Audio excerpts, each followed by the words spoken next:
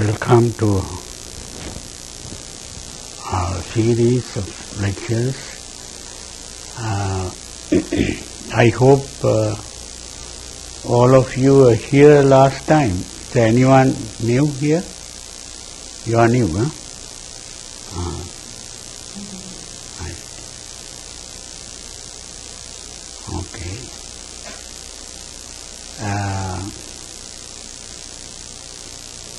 We had 3 talks earlier, and all the 3 talks we were talking about the Buddha.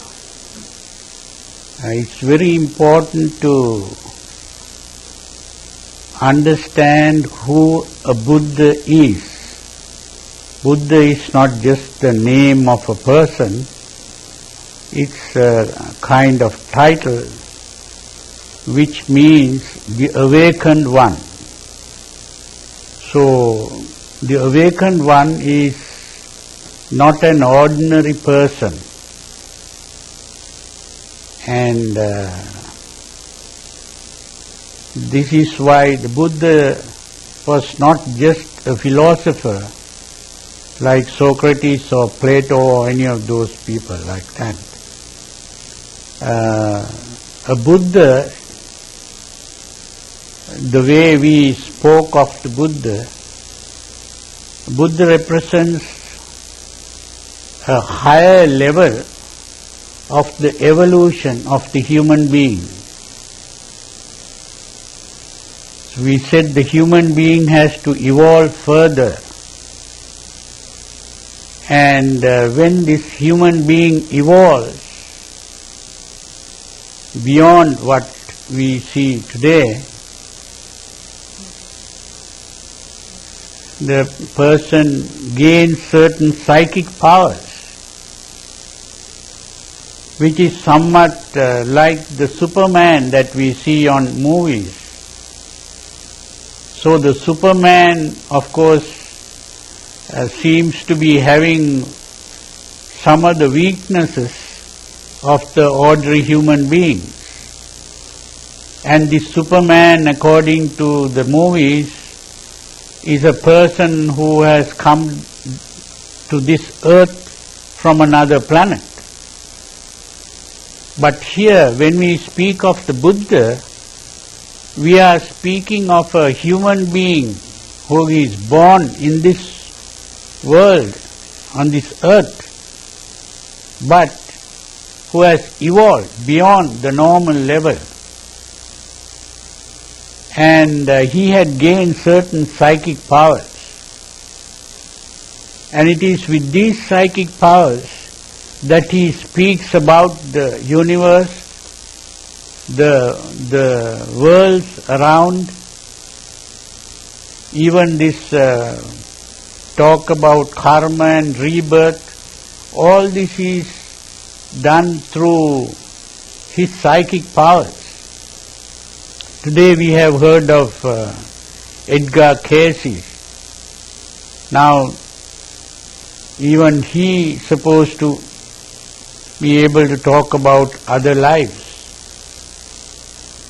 But here the Buddha is even beyond that.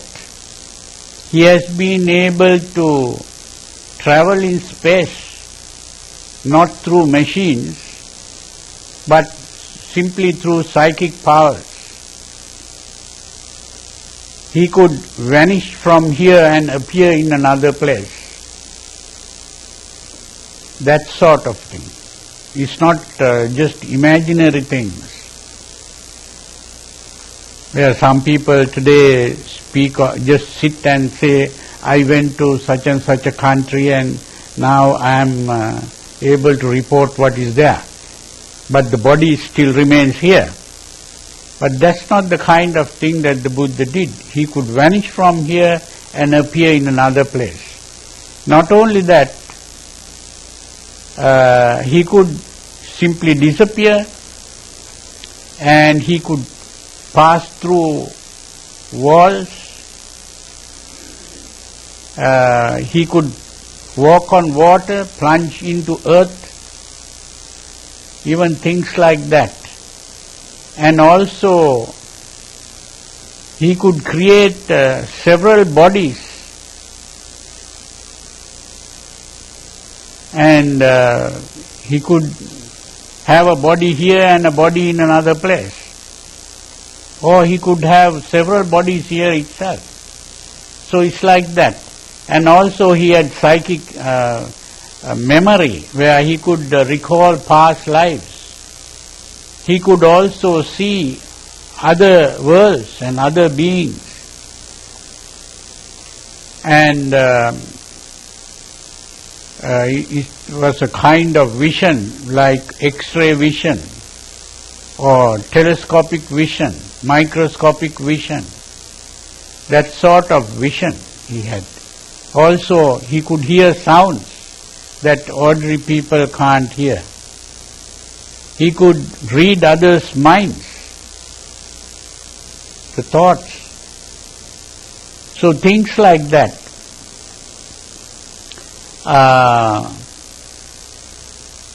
Of course, beyond that, during the time of the Buddha, there were other yogis who had powers like this. It was not only the Buddha, but he went beyond that in understanding and seeing directly how the mind works. And that was the main thing. It was a psychological or mental transformation. He became awakened from a dream. In other words, we are all dreaming. We are dreaming that we are existing. That we are existing in a world. The self existing in the world. This is what modern existential philosophers have been talking about. That problem that they were trying to solve, the Buddha solved that problem, the problem of existence. And he also, through this, became immortal. Now that immortality was not eternal life, because he saw that life and death are not opposites. Death is a part of life. Birth is the beginning and death is the end of life. So wherever there is life, there is birth and death. To speak of eternal life is unrealistic. But he found immortality not by seeking eternal life, but by freeing himself from the delusion of existence.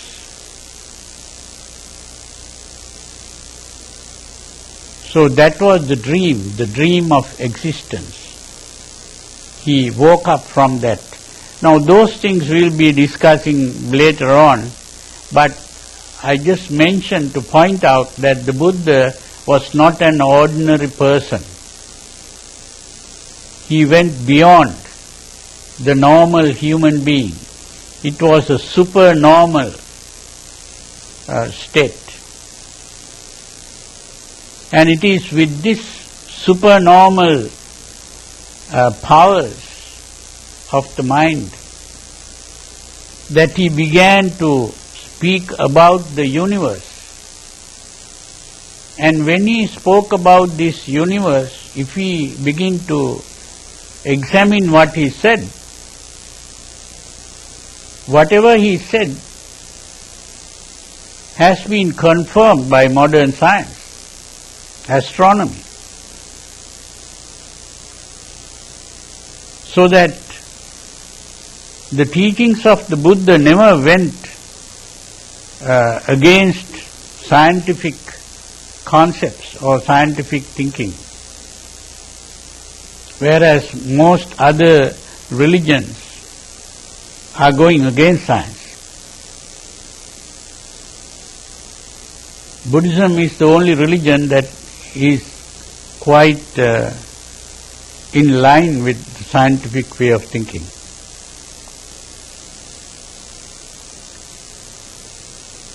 So it's very important to understand that. So today we hope to discuss the subject of cosmology. So cosmology is the cosmos, which is about the universe. Now the Buddha didn't go to speak about the universe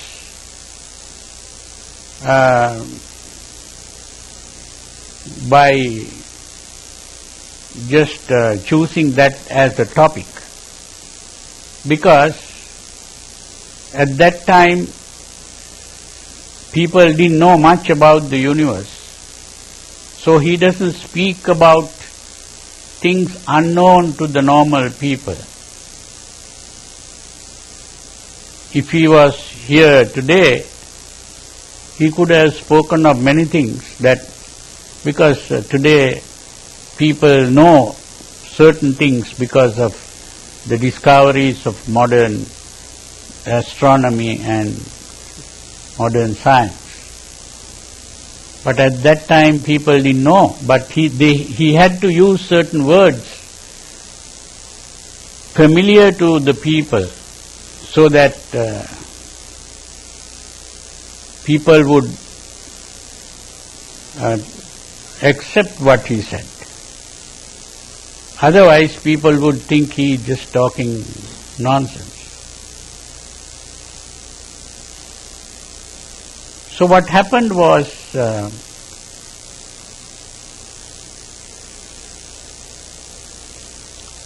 Buddha was speaking about a former Buddha. Now a Buddha means there are many Buddhas in the past. There have been many Buddhas, and there will be many Buddhas in the future. What it means is that the human beings from time to time evolve in this way, and that is how a Buddha comes into being. And there are some Buddhas who are able to teach others and help others to awaken from that dream of existence. But there are also Buddhas who are not able to do that. Just like there are teachers who, like mathematicians, who can solve very difficult problems, but they are not able to teach other people. They find it difficult to teach. So in a similar way, there are Buddhas who are not able to teach others. They are called the Pacceka Buddhas, or solitary Buddhas, because they don't have disciples.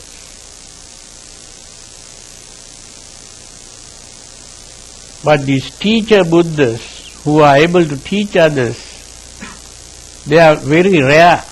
Even other Buddhas are rare, but it's very rarely that a teacher Buddha arises in the world. So Gautama, the Buddha, is supposed to have been a teacher Buddha of that kind. So he spoke about a former teacher Buddha, and he said that he was able to go to the world of Mahabrahma. Now that word Mahabrahma was the Indian word for the modern word God with the capital G, who is supposed to be the creator of the world. Now the Buddha was not an atheist in the sense that he didn't deny that there was a person like that. He said, there is a person, but he is not the real creator of the world, although he believes that he is the creator of the world. And it is also the custom of the Buddhas. A Buddha is a person who is far above that creator, God. That he visits through his psychic powers, he could visit that world which could be called heaven, where this Maha-Brahma lives. So he visits this world. And when he visited the world, this former Buddha,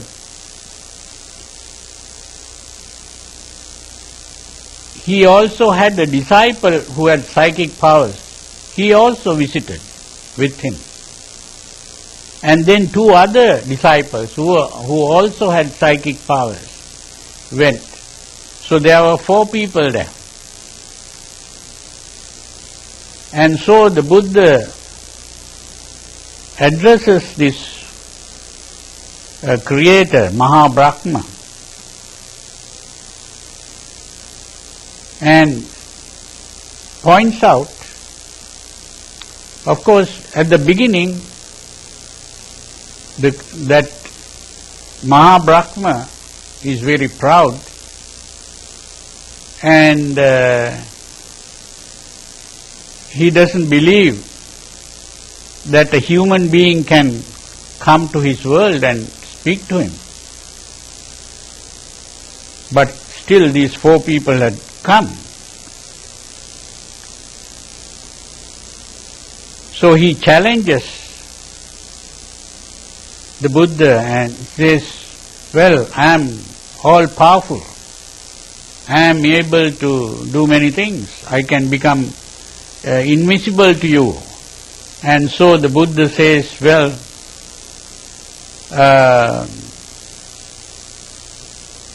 you can try to be invisible, but I will point to you. I will be able to see you. So this Maha-Brahma took various different forms to become invisible, but the Buddha was able to point to him. There you are. And then, of course, the Buddha said, I will become invisible to you. And then he became invisible to the Maha-Brahma, and Maha-Brahma could not point to him. Then, of course, having done that, he told him that even the Maha-Brahma was also a human being once. And because he had been purifying his mind, he has been born in this world as the Maha-Brahma. He didn't believe it. Then he spoke about this old memory. He helped him to recall that. And when he recalled that, he agreed with the Buddha. And then, now this whole thing sounds like a myth to you, but as you go along you'll be able to see what this is all about.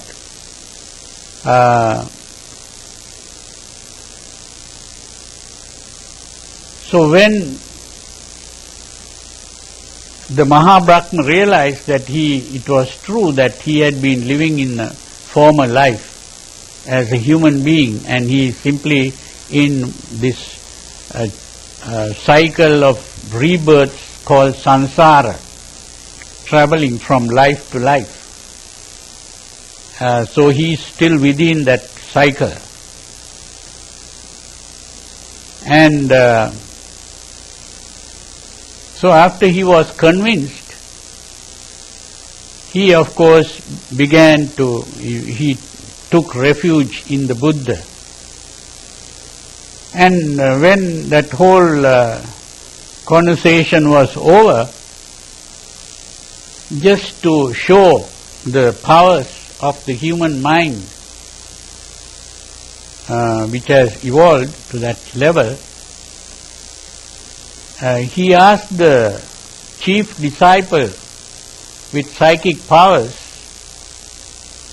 to speak or recite a verse to be heard by the whole universe. And of course, after that they came back to earth, and the Buddha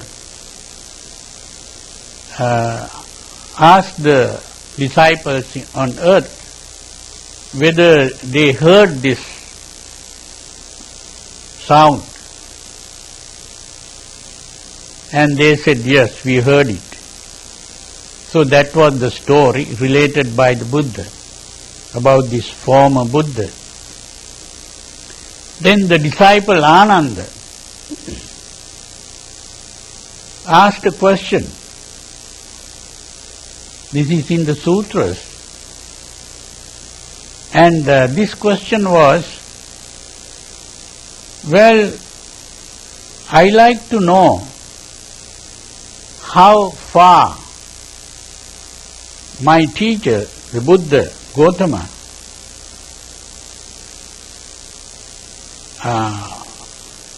how far he could speak to be heard. How far can he be heard?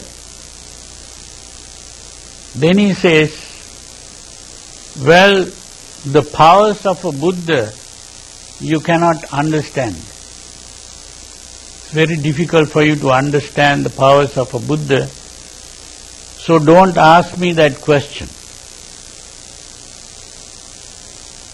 But the disciple Ananda was not satisfied with that, so he asked again for the second time.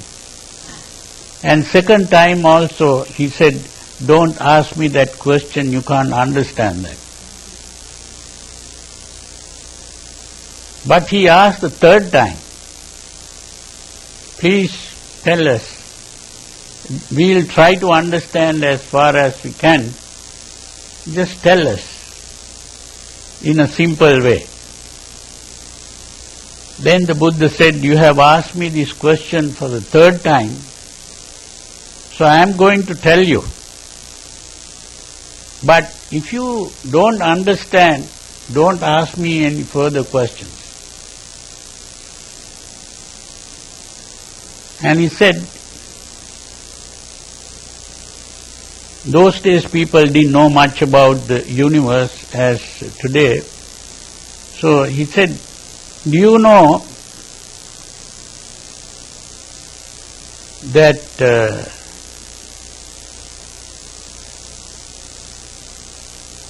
there are many suns in this world other than this sun that we see? He said no, because they didn't know about this. And he said, this sun also moves, and it keeps on moving within a certain limited space. There are many suns, thousands of suns. And that collection of suns is the first world unit or universal unit, he said. Now we can simply take it as a myth, or we can think in terms of modern astronomy. What he was really referring to was what is today called a galaxy. You know what a galaxy is.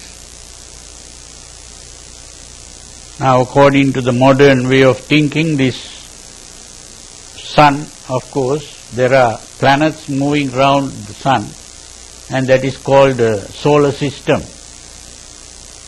And there are many solar systems going around, and that whole collection of solar systems is what is called a galaxy. And our galaxy is what is called the Milky Way. And there are other galaxies also like that. So here the Buddha was speaking about the galaxy as the world unit. So galaxy is just a unit, and there are so many galaxies like that. And then he said, there are groups of galaxies, he said. Some galaxies are double the size of this group of galaxies, or three galaxies together, or 4 galaxies together, 5 galaxies together, like that. And then he spoke of a group of 10 galaxies. And then he spoke of group of 100 galaxies, or 10 times, maybe 10 times 10 galaxies, like that. So it goes on. And then he said, a Buddha is able to speak, to be heard through many such levels of galaxies.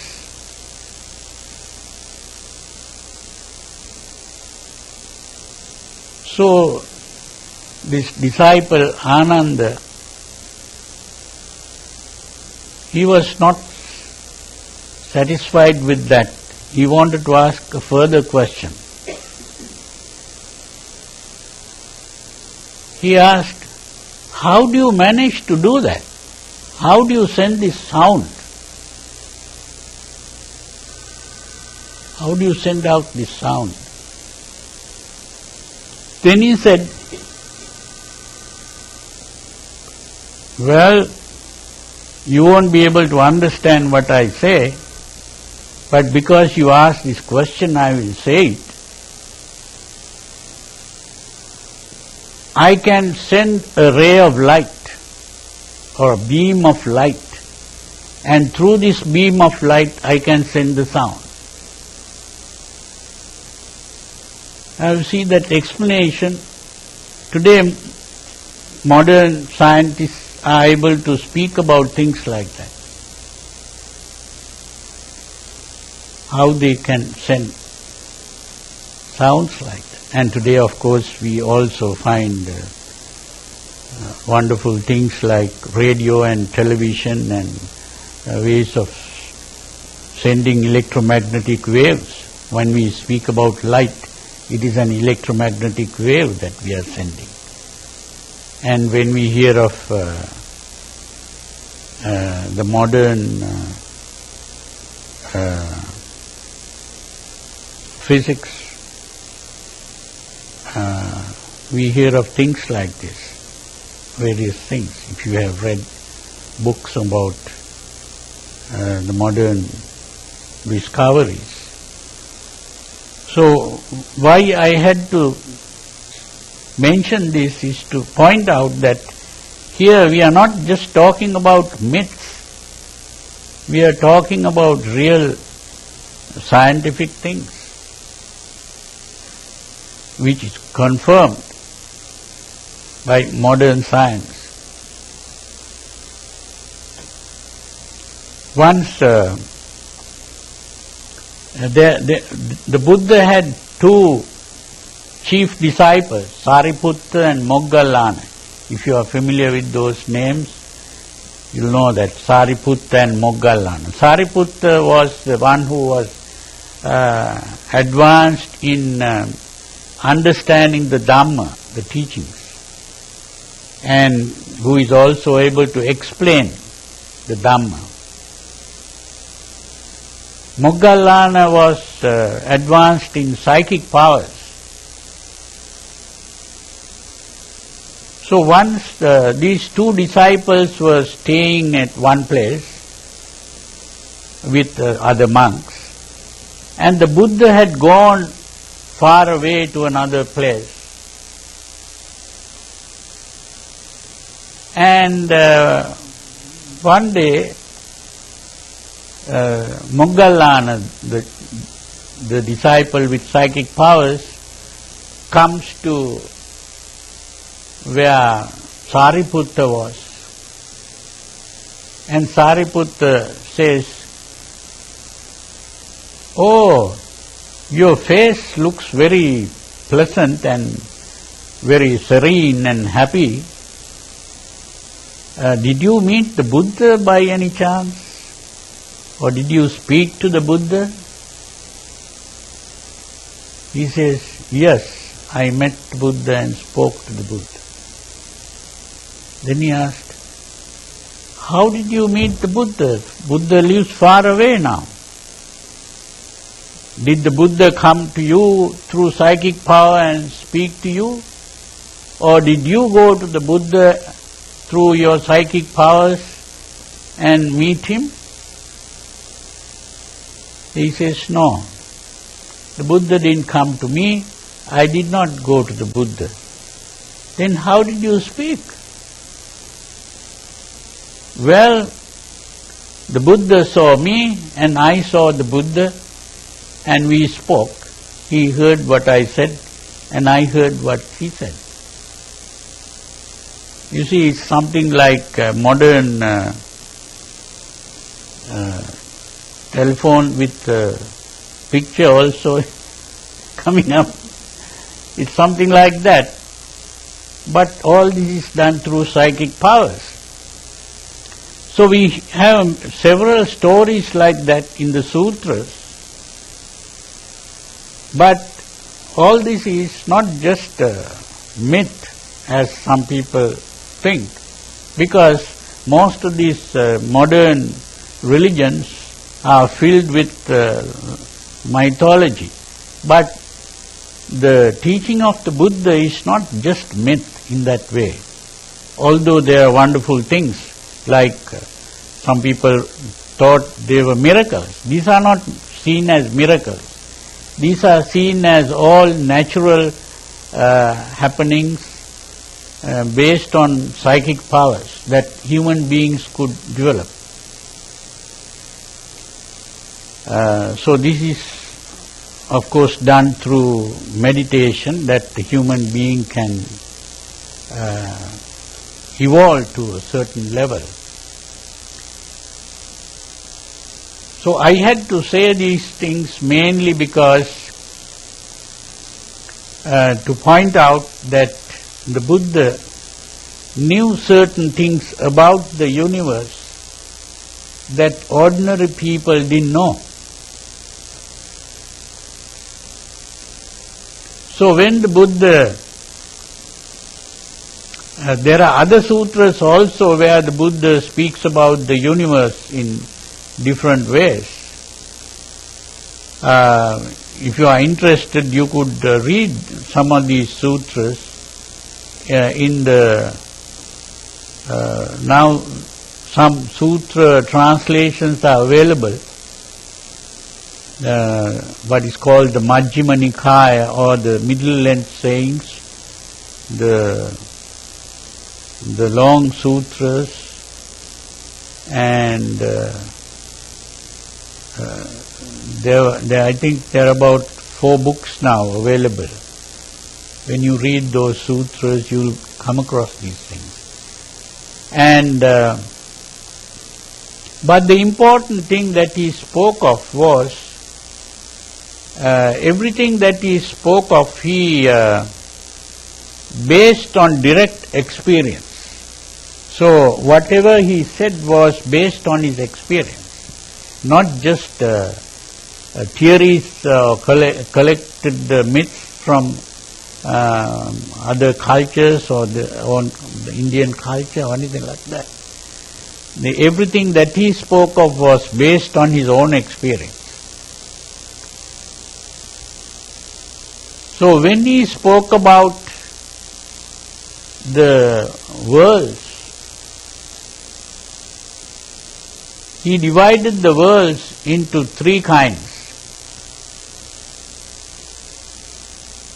And this division was based on experience.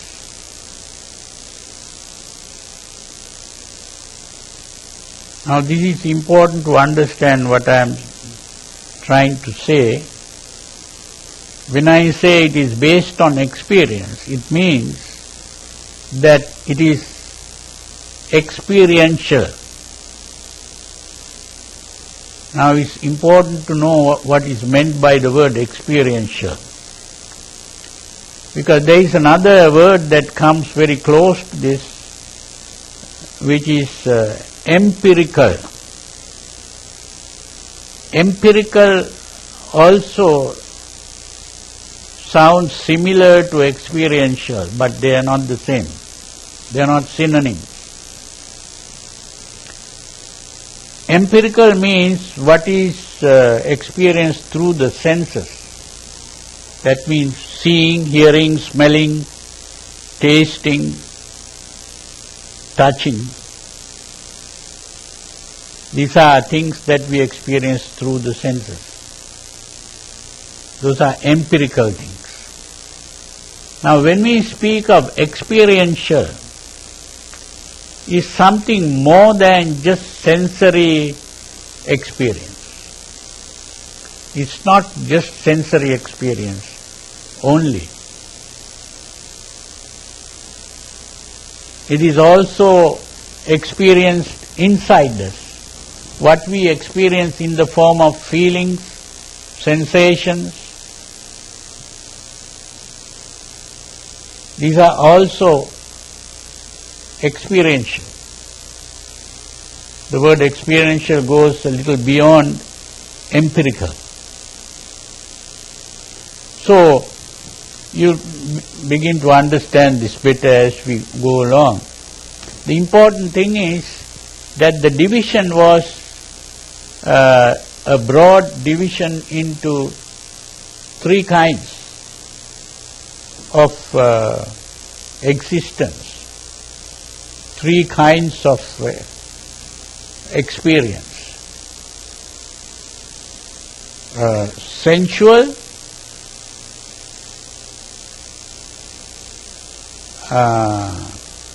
experience of form, we can use that word form also, and the experience of no form.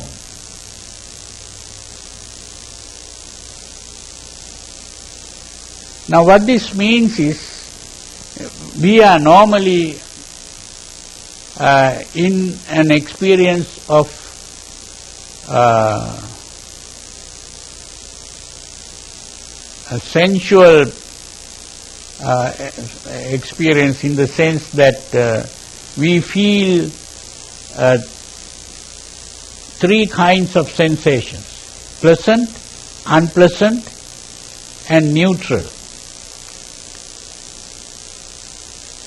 A feeling of pleasure, pain, and a neutral feeling. That is what is called a sensual experience. The experience of form means simply when we look, we are able to see things. For example, we see maybe a statue of the Buddha, or you might see flowers, or you might see a wall here, you might see lights whatever you see is the form. You are seeing a form, which is, you can call it a shape also. Whatever you see. So seeing is one thing, and feeling pleasure or pain is another thing. So you might be able to see things without feeling any pleasure or pain. But normally, when we see things, we either feel something pleasant or unpleasant, or maybe a neutral feeling. But we can also experience something without any forms. Like if we think of empty space. Empty space, of course, there are no objects to be seen. There are no forms. You don't see even colors. Empty space. So, the experiences in these three kinds of worlds. One kind of world, you feel pleasant and unpleasant sensation. And the other kind of world, you are not aware of pleasant and unpleasant sensations, but you see forms. Like objects. But the third kind of world, you don't see any forms either. You are seeing nothing.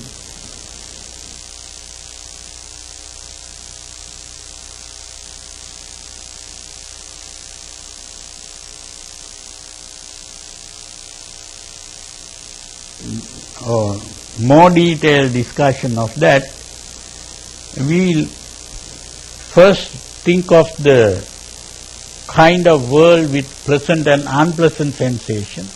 Again, that is also divided into three kinds.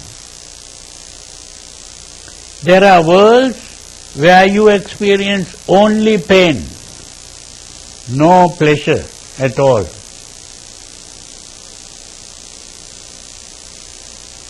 These are called the nirayas. The nirayas are actually like the hells. What you call hells in English, or maybe purgatory. And these worlds, there is only the painful sensation. But there are changes in the degree of pain. Sometimes you get more pain, sometimes you get less pain. And the less pain, of course, is seen as pleasure at that point. So, but still it is all pain. Then there are worlds where you get only pleasure, no pain at all.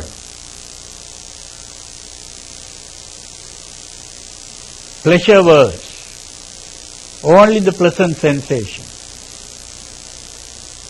no unpleasant sensations at all.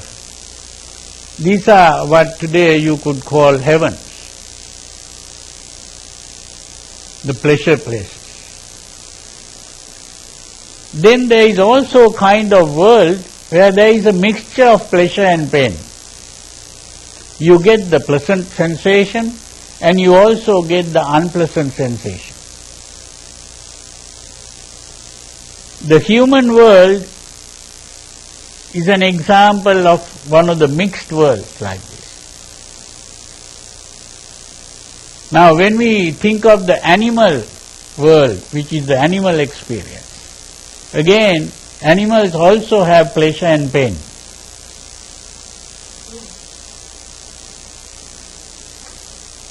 And there are some other worlds like what today people called spirit world. Now in Buddhism we don't speak of spirits because we don't think in terms of matter and spirit. So, but those are worlds which are invisible to the human being. But those spirits can be here, but we are not able to see. And but those who develop these psychic powers are able to see the spirit. So these are called the Preta world. Today some books translate that as hungry ghosts and things like that. But that is also a kind of world where you get both pleasure and pain. But the degree of pain is more in those worlds than pleasure. And even in the animal world there is more pain than pleasure. Now for example, we are able to see colors, our eyes are able to detect colors, whereas some animals are not able to see colors at all. It's just black and white images. So if you see a black and white TV, you will be able to see in the way that some animals see the world. So you know that to see a color TV is more pleasant than looking at black and white. So it's like that. So there is more pleasure in the human world than in the animal world. But still in the human world also you find pain. So there is a mixture of pleasure and pain. But when you are able to be born in heaven world where you get only pleasure, there are also different heavens where you get different degrees of pleasure. It's simply the pleasant sensation. Now beyond these pleasure worlds is what is called the form world. The form world is also a kind of heaven, although there are no pleasant sensations. But those who are born in the form worlds are those who have given up the desire for pleasure. Those who have meditated and purified their minds to a certain level where the desire for these sensual pleasures have been given up. There you don't get the pleasures, but you find happiness. So for this you have to understand the difference between pleasure and happiness. Pleasure is the stimulation of the senses, a sensation that you get. But happiness is a state of mind, a state free from worries, anxieties, and a calm, tranquil state of the mind. That is the happiness. So happiness is not the same thing as pleasure. So those who have been meditating and purifying their minds, you can come forward if you like. Those who have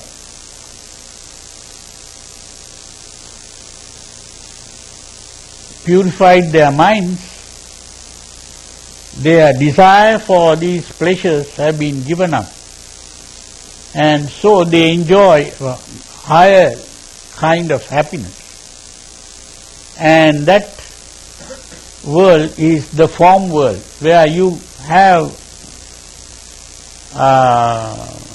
forms or shapes or things that you see, objects are seen, but you don't have any pleasant sensations as such. It's a higher kind of heaven.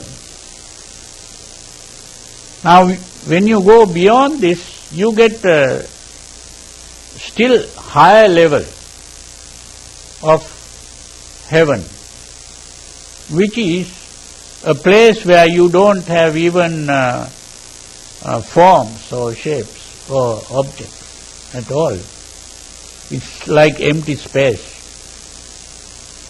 And that is a greater happiness, a greater peace of mind, tranquility. And to appreciate that, you have to be able to come to a point where you are tired of these pleasures and even having objects. Then you begin to see what a great happiness it is to be free of all those things.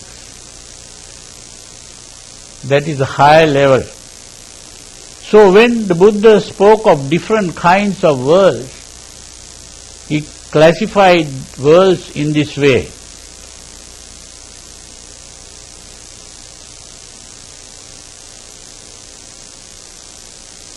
So,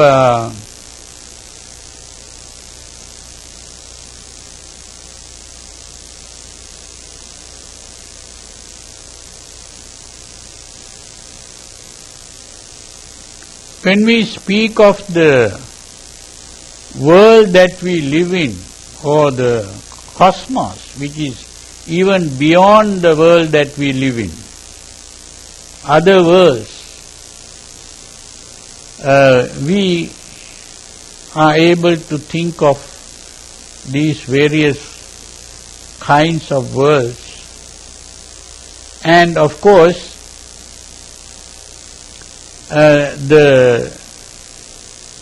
what the Buddha pointed out was that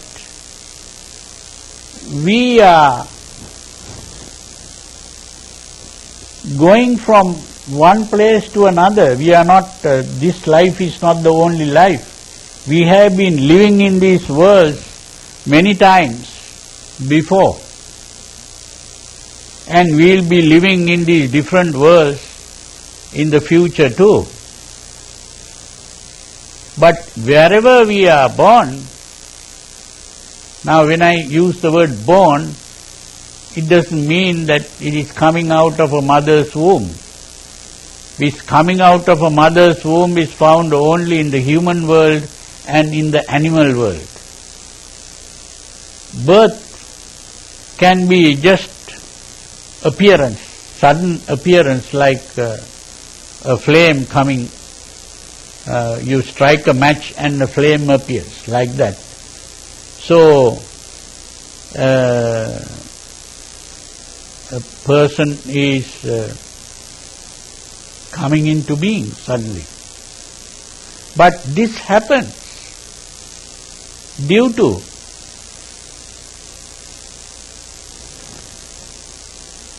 the kind of emotion we live with. This is the important thing. This is what is called karma. Karma is not some kind of mysterious force or power that is going to judge us and direct us in some way. That's not what is happening. It is simply how the emotions that we live with determine where we are going to be reborn. If we live with good emotions, we'll be reborn in good places, like the pleasure worlds, or even the form worlds and the formless worlds.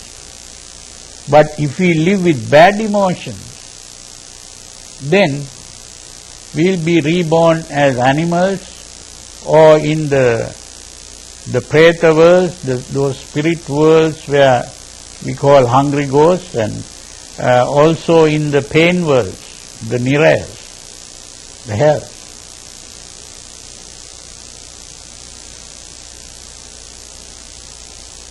So what the Buddha called karma The Buddha used the word Chetana. Chetana refers to the emotional state. Or we can use words like mood, the mood, or the temperament.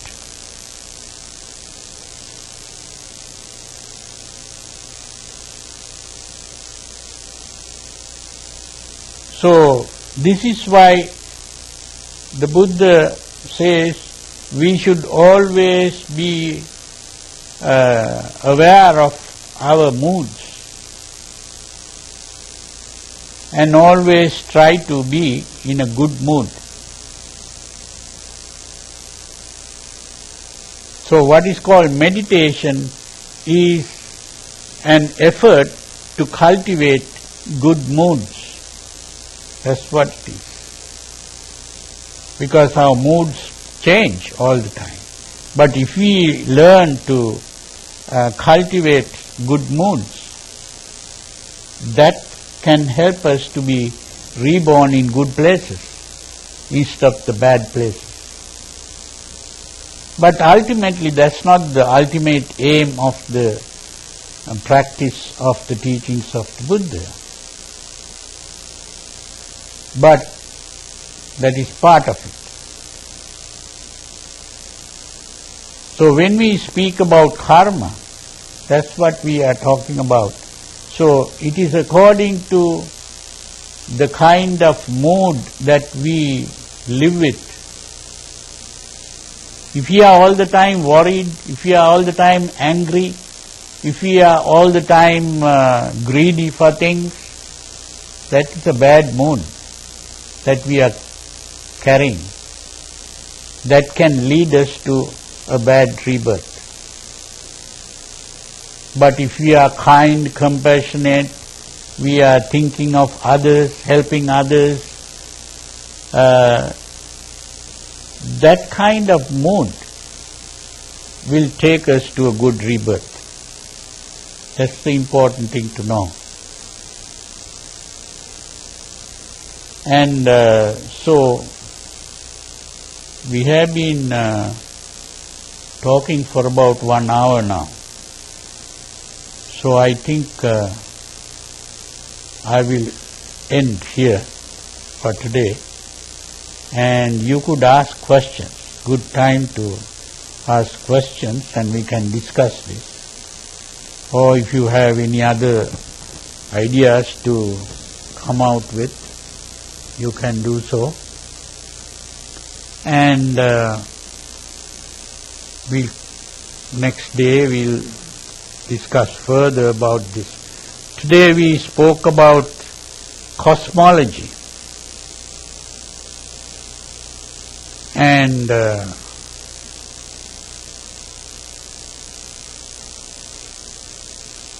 if you have any other questions, we can also discuss some of these things.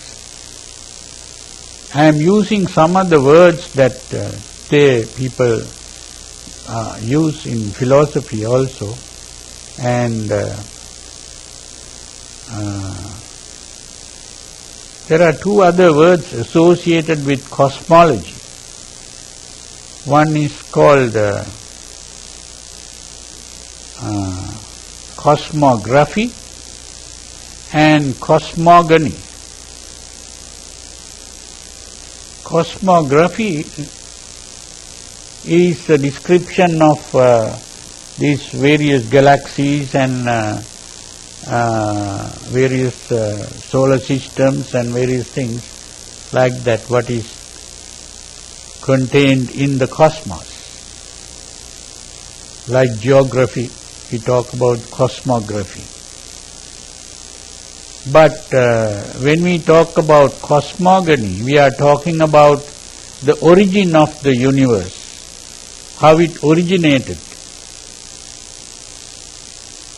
Like the creation story and or the Big Bang theory and various things like that,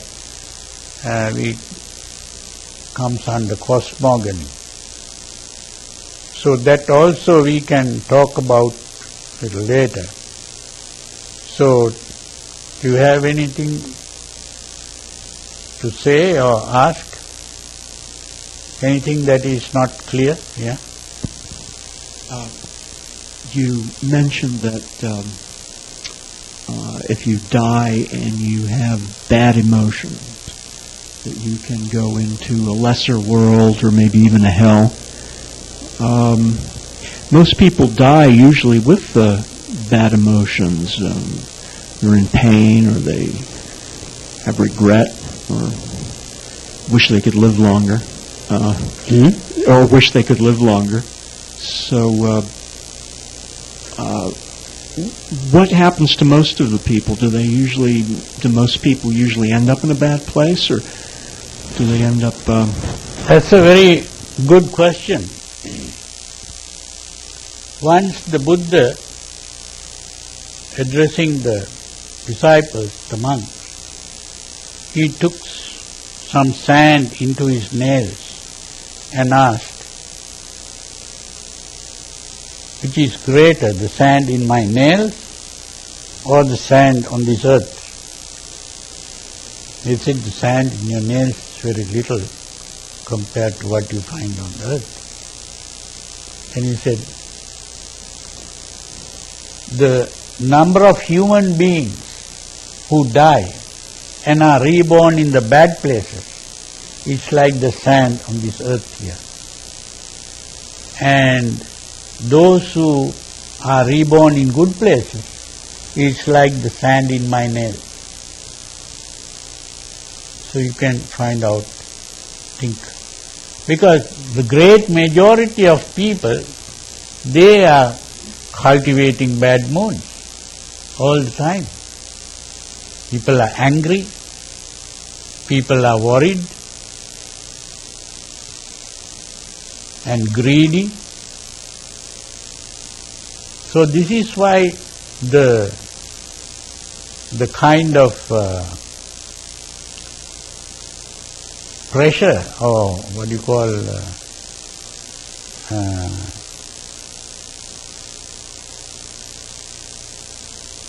the great need to practice the teachings of the Buddha. Now there are some who say, well, for the Christians there is a great urge to be practicing the right thing because the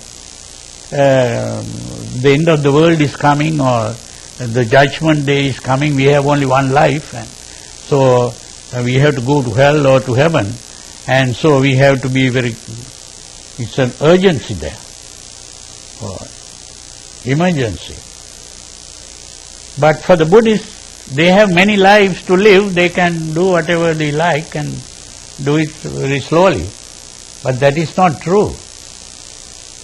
Because the Buddha pointed out that it's like you have to work like a man whose hair is on fire. If a person's hair is on fire, that person will rush somewhere to get water and put his head on there. So it's like that all the time we are producing bad emotions. So it is very easy to cultivate bad emotions. It is very difficult to cultivate the good emotions. So there is an urgency here. The urgency is that any moment we don't know what time we are going to die. Any moment we can die. And therefore it is very important to have the correct frame of mind, to purify the mind. And it is through a conscious effort that we have to purify the mind. Because through an unconscious process, the mind becomes polluted all the time. And that happens not consciously, but unconsciously. Now this is what Freud was also talking about when he spoke about the unconscious and the instincts. That unconsciously our mind is filled with all kinds of emotions. It is only by becoming conscious of this that we can purify the mind. This whole process that Freud calls psychoanalysis is an effort to make conscious what is unconscious, to make the unconscious conscious. That's what he pointed out. So that the important thing is to become conscious. So the whole process of meditation is an effort to become conscious of the thoughts that we are thinking all the time.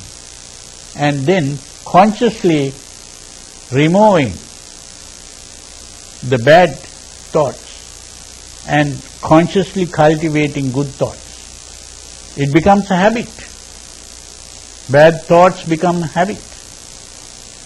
So we have to break that habit by becoming aware of our thinking.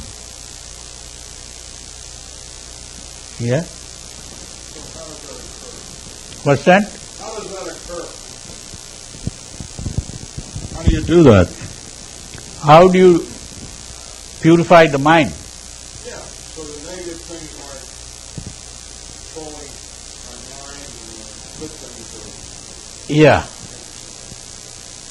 Well, we'll be discussing that in detail later, but just to answer your question, there is what is called the Noble Eightfold Path. Have you heard of that? That is the method. That is simply the method. It's not, some people think it's a set of rules like the Ten Commandments. It's not a set of rules at all. It's a technique, a method of purifying the mind.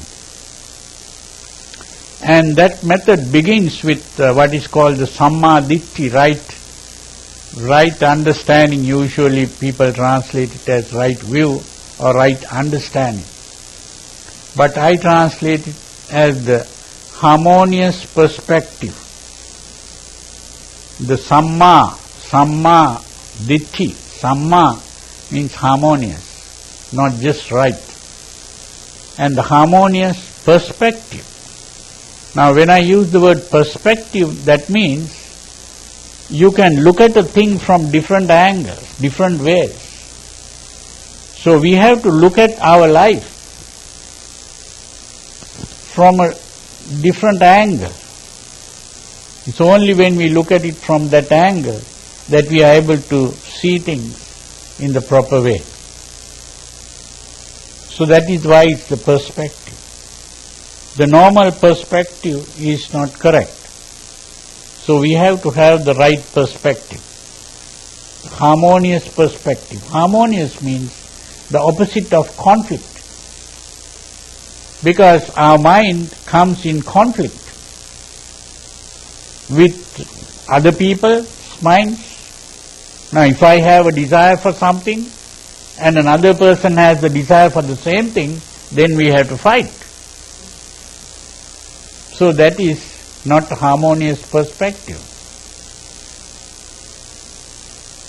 If I have certain views about life or the world, and another person has a different kind of view, then we come in conflict. So that's not a harmonious perspective. And the other thing is our emotions begin to cloud our thinking. That's why they say love is blind. And not only love, even anger is blind and fear is blind. All emotions are blind. And when we are dominated by emotions, then we can't see things as they are.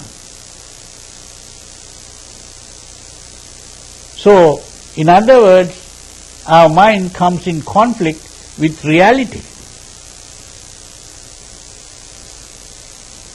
So the harmonious perspective is the perspective where we don't come in conflict in this way. So there is a conflict within, which people like Freud spoke of. That conflict within is the conflict between our emotions and our reason, really. Our reason tells us that we should live in a certain way, but our emotion says no, and we go in another direction. And then we repent later. Oh, we should have done the other way. So this kind of conflict means that that is not the harmonious perspective. So when we have the harmonious perspective, all conflict disappears. And we come in harmony with others, we come in harmony with reality, and all conflict disappears. The mind calms down. Yeah? I have a question. You're talking about life after death. Where does nirvana come in? Well, that's also a good question. The nirvana also we'll be discussing later. But nirvana simply means, in a very short, nirvana. Nir means it's a negative prefix like non. Vana means movement. So, non-movement. What is non-movement? It is stillness. It's the stillness of the mind. But nirvana simply means the mind that can never be shaken.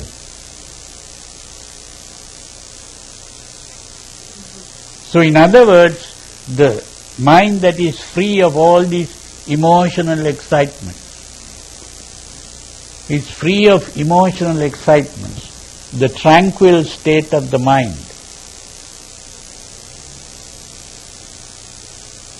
I call it the imperturbability of mind.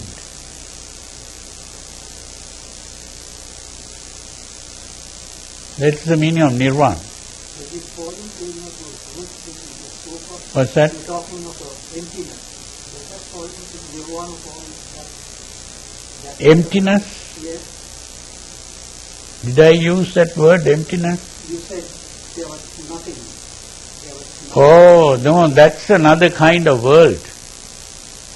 That is not nirvana. No. Nirvana is not a world that you can go into like heaven. Nirvana is not going anywhere.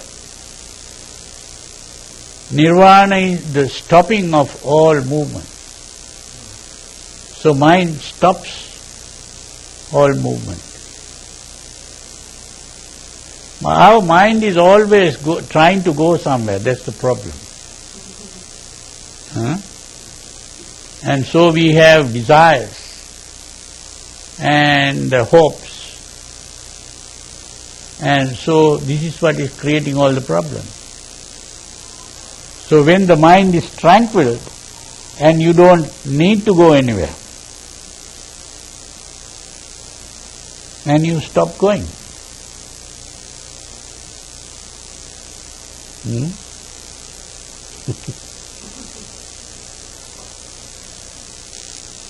Yeah?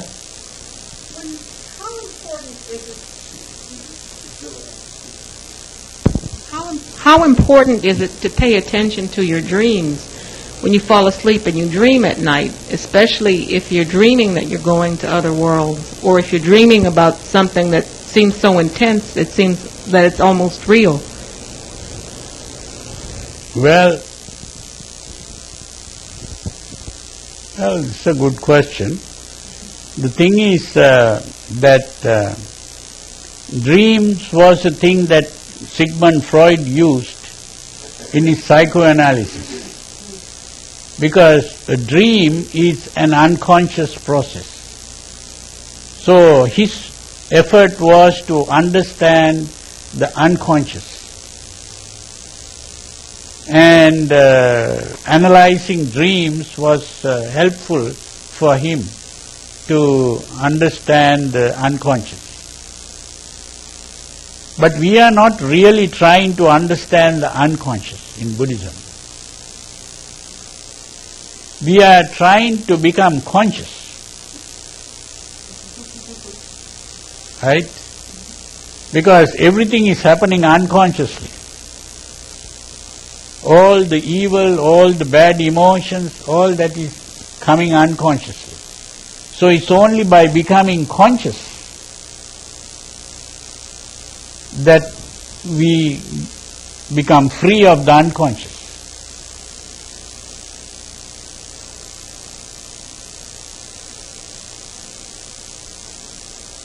So this whole process is achieved by really following the Noble Eightfold Path, which begins with this harmonious perspective. That's why this harmonious perspective is really to understand the problem. Without understanding the problem, you cannot solve the problem. So once you have understood the problem, then you can begin to solve the problem. But here the Buddha laid down the problem in the form of the Four Noble Truths. Dukkha, the suffering, the unhappiness, the cause of the suffering, the ending of the suffering, and the way to end the suffering. So the way to end the suffering is the Noble Eightfold Path. So this is why it's important to understand this first. When you have understood the problem, then you can find out how to solve it.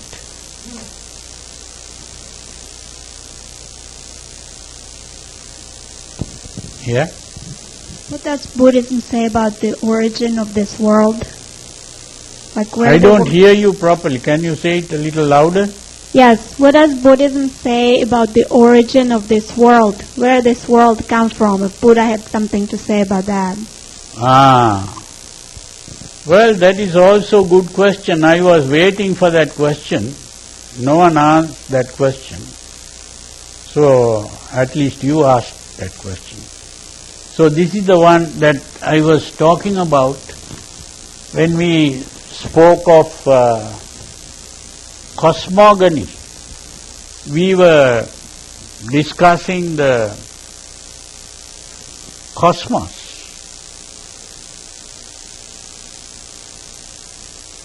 The Buddha spoke of the origin in two ways.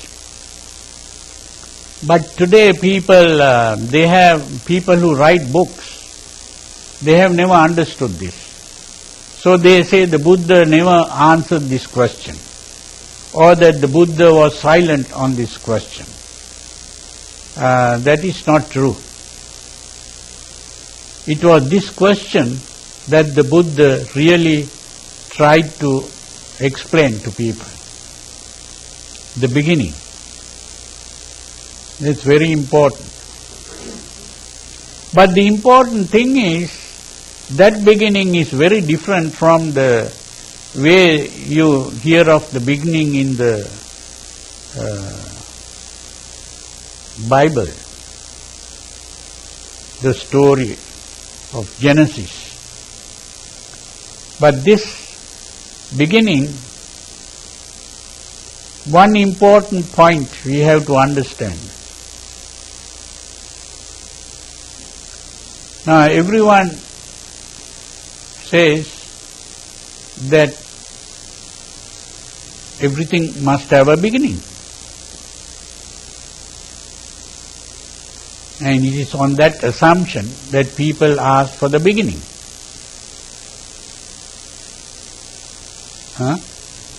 If everything must have a beginning, then you cannot have a first beginning. Because the first beginning also must have a beginning.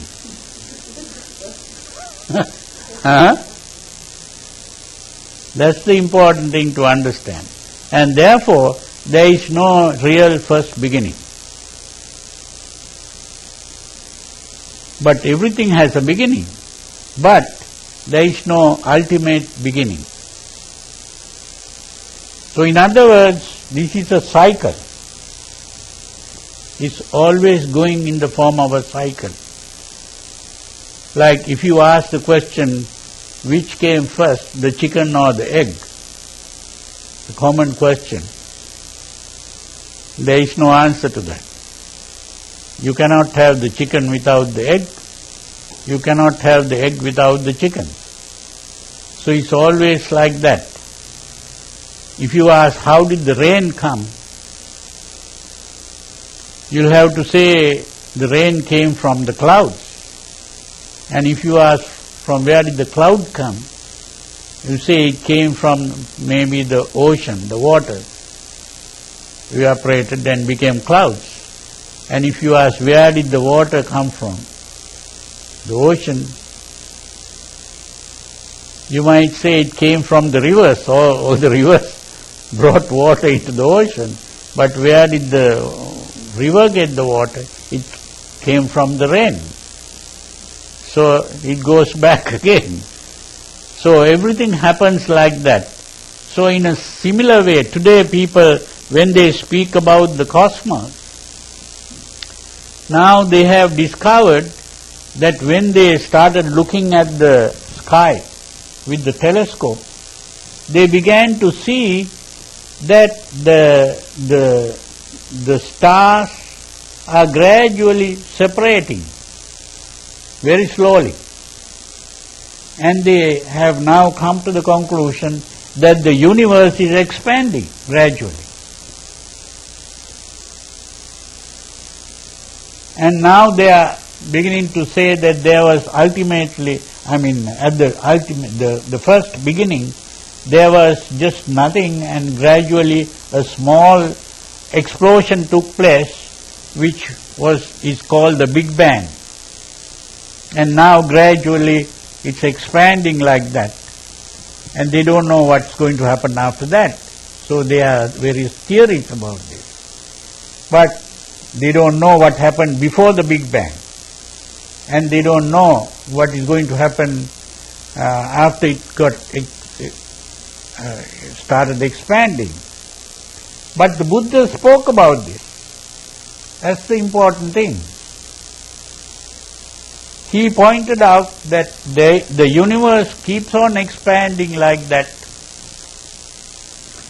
and ultimately comes to a stop, because there is a maximum limit to that, and it stops, stays there for a while, and then it begins to contract again. And it contracts, and then it completely comes to a small dot and then disappears. And there will be a time when the universe is absent. But then again it begins to start. Again it starts and the explosion takes place, and again it begins to expand, and so it continues in the form of a cycle. That whole cycle is what is called a kalpa. There is a word used, kalpa.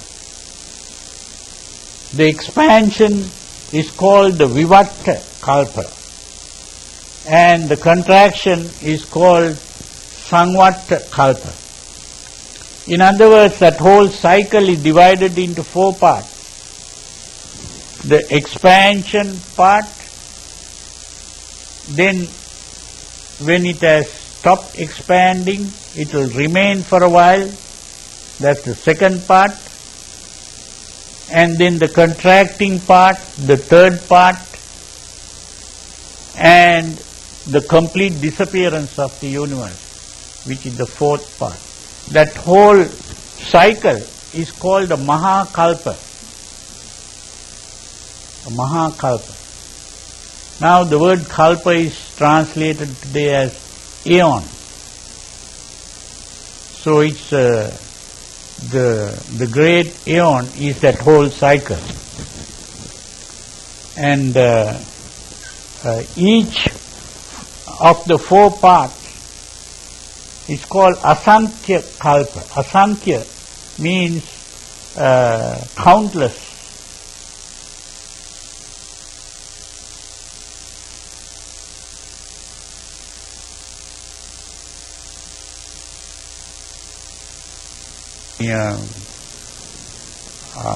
I don't know, whatever you use to measure time,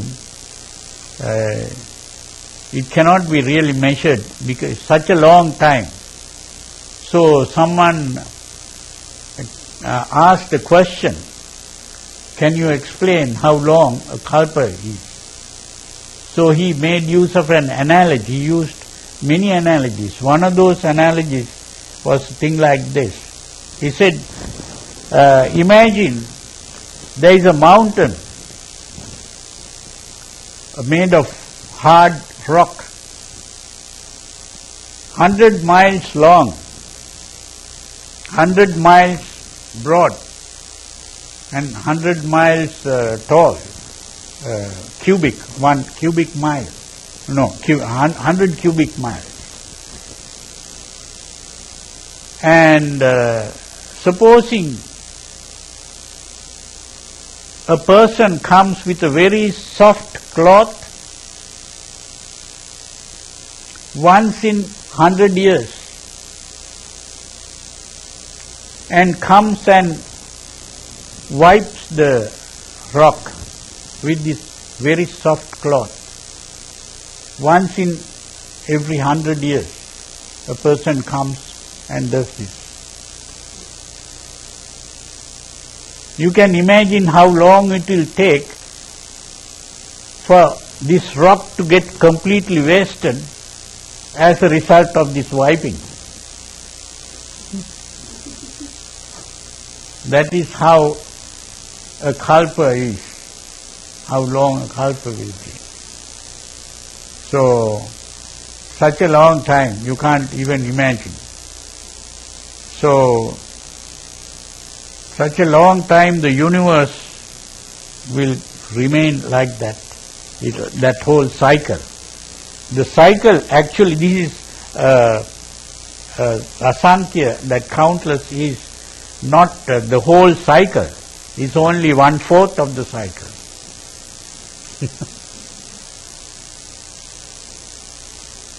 So, this is one explanation of the beginning of the world, which is not ultimate beginning at all. There is no ultimate beginning. And the other thing that the Buddha pointed out was,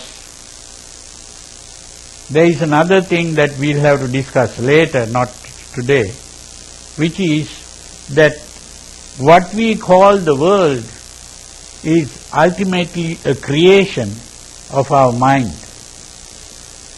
Our mental process is creating the world.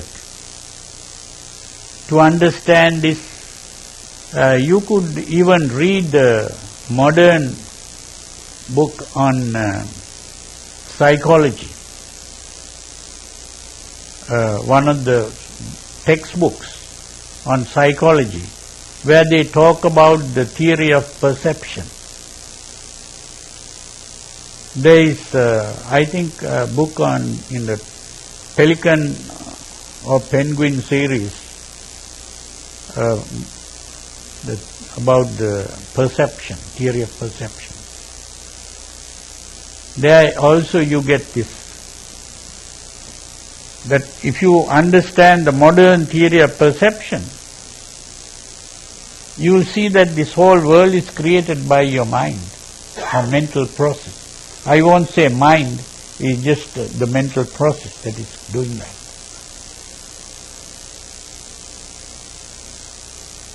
And so, the whole purpose of the practice of the teaching of the Buddha is to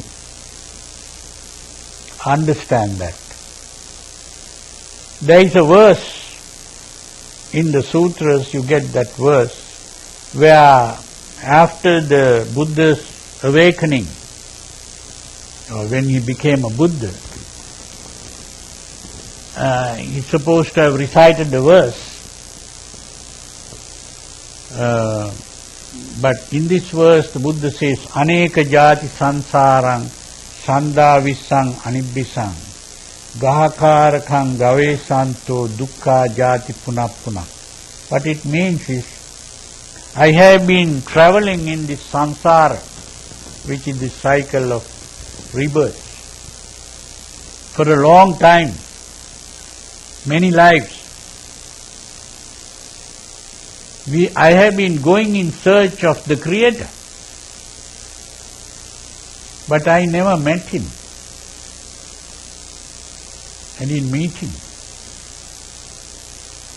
And it is very unpleasant to be reborn many times, time and again. And then he says, the second verse he says, now I have seen you, Creator. You will never create again. Your whole structure has been destroyed, and all the supports have been broken down. And then he says, Visankara gatan chittam. The mind has stopped creating.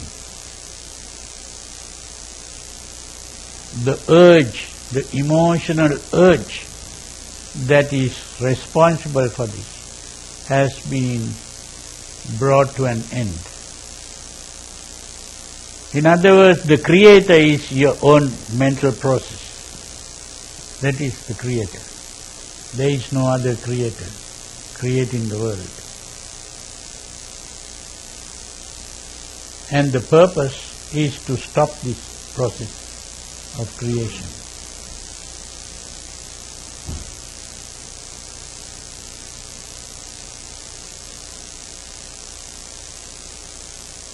Because whatever has been created, Buddha points out, it is suffering that has been created. Whatever is brought to an end, it is suffering that is being brought to an end.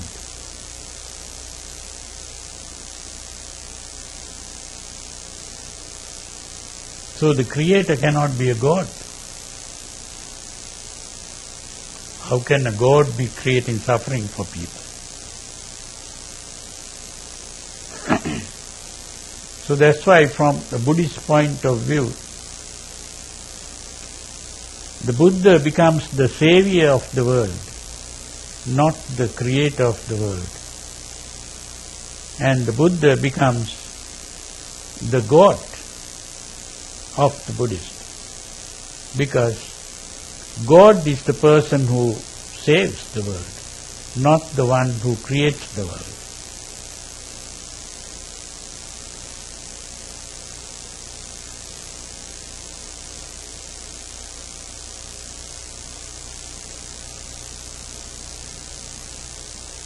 So, that's it. Do you have any? I have one more question. Which would be more important? The deeds that one has done in the past, or the current emotions and thoughts that one has now? Which would carry the most weight? What is most important is the thoughts that you have now. What you have been doing in the past is unimportant, because it is done. You can't do anything about it. And if there are any consequences of that, you have to suffer the consequences. But still, if you can cultivate good thoughts now, you can avoid suffering some other consequences. That's what it is. So if you, let's say, had, I don't know, say like in our system of justice, they seem to have this idea of wanting to make you feel guilty, imposing guilt, or you should feel guilty about this. You should feel bad because something happened in your past or something that your ancestors did. This is a very negative and bad emotion then to... Well, that feeling of guilt is based on this concept of sin. This is what is found in Christianity, not in Buddhism. You see, the concept of sin is something that is very important in Christianity, that the human being is seen as a sinner. And the human being can never come out of this sin, really. It can be done only by God, by forgiveness. God can forgive the sin. And the human being can't do anything other than that. Just to pray to God and ask Him to forgive. But in Buddhism is not based on the idea of punishment and reward. This is very important. Some people, when they write books on Buddhism, they use the word karma to say that karma is a law of punishment and reward. That's not true. There is no punishment and reward in karma. Now, if you drive in the wrong way, you can meet with an accident. But that accident is not a punishment. But if the police catches you, of course, then it can become a punishment. It is done by a judge. But meeting an accident is not a punishment. It is a consequence of bad driving. So it's the same thing, that karma is a thing like that. Karma is not a punishment. But if you cultivate bad karma, which is bad emotion, then of course you'll have bad consequences. It has nothing to do with punishment. And because it has nothing to do with punishment, you don't have to feel guilty. It's only if it is punishment, you can think about guilt. So there is nothing to feel guilty about karma. It's simply to be aware of the bad consequences and to guard yourself against wrong driving.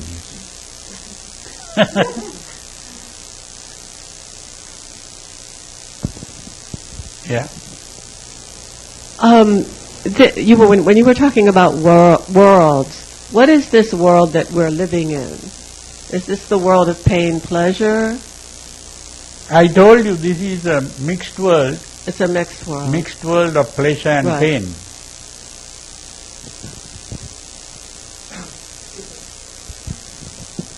An action without egocentric urge, would that be without karma? That egocentric urge is what is called tanha, usually translated as craving. All emotional urges are egocentric. They are self-centered. And that is what is called tanha, which is the cause of all suffering and evil. So, the purpose of the teaching of the Buddha is to completely remove that egocentric urge.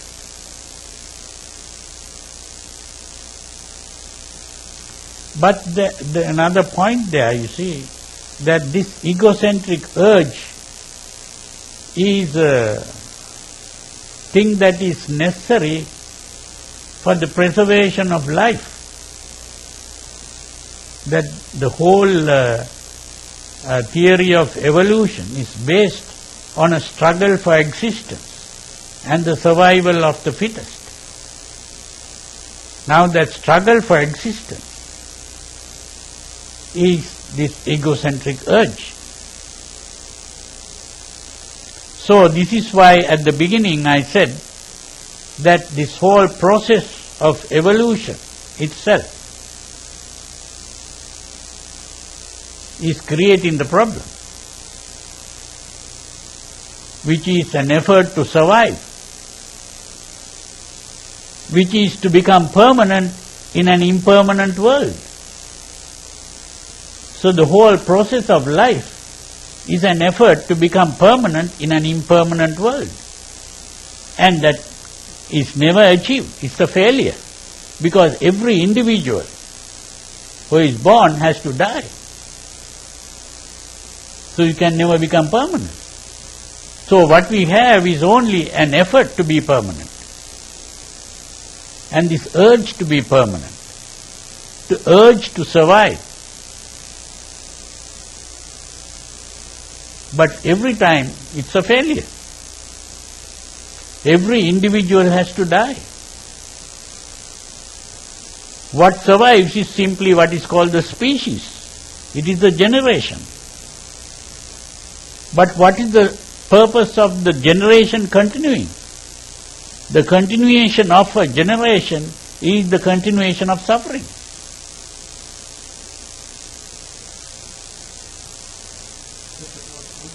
Huh? If existence was considered real and not a dream. Yeah, but people are thinking we are existing. And we are also thinking we want to exist further. We don't want to die. So as long as we have that delusion in the mind, we'll be suffering. It's only by freeing the mind of that delusion that suffering comes to an end.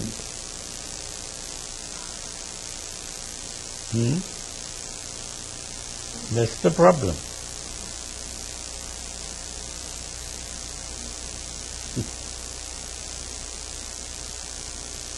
You have something to say? Yeah? Sadhu. Sadhu. Sadhu.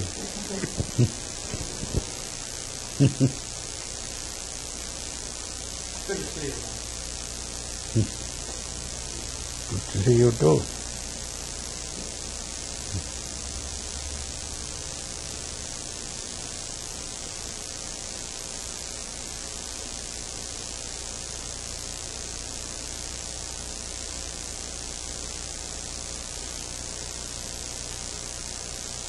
Any more questions?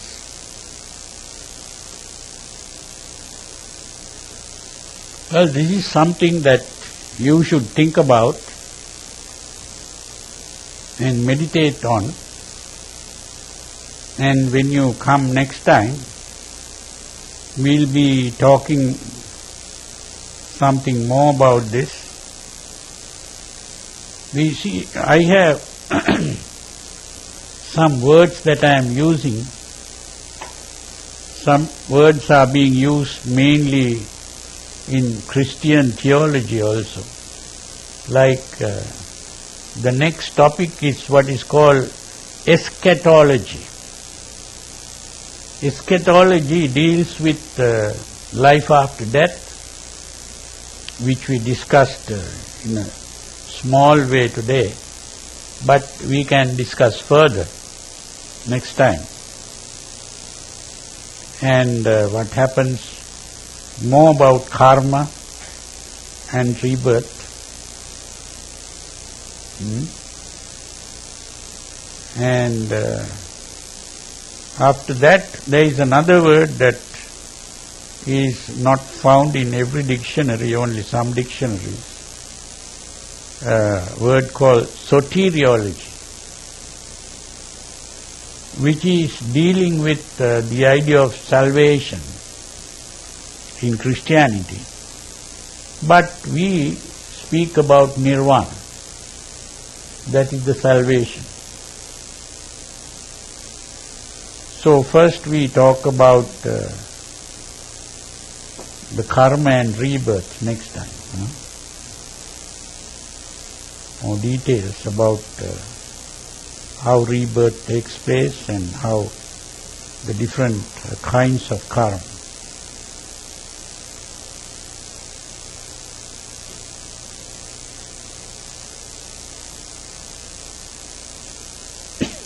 So you have any more questions?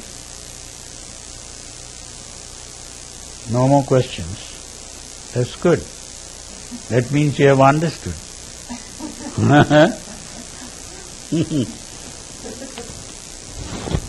So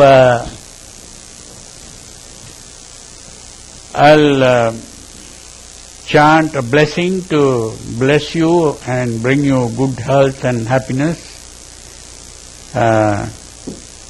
You bring your palms together and listen with devotion. Bhavatu sabba mangalang rakkantu sabba devata sabba buddhanubhavena sada sotti bhavantu te. Bhavatu sabba mangalang rakkantu sabba devata sabba dhammanubhavena sada sotti bhavantu te. Bhavatu sabba mangalang rakkantu sabba devata sabba sanghanubhavena sada sotti bhavantu te. May you all be well and happy, peaceful. Thank you.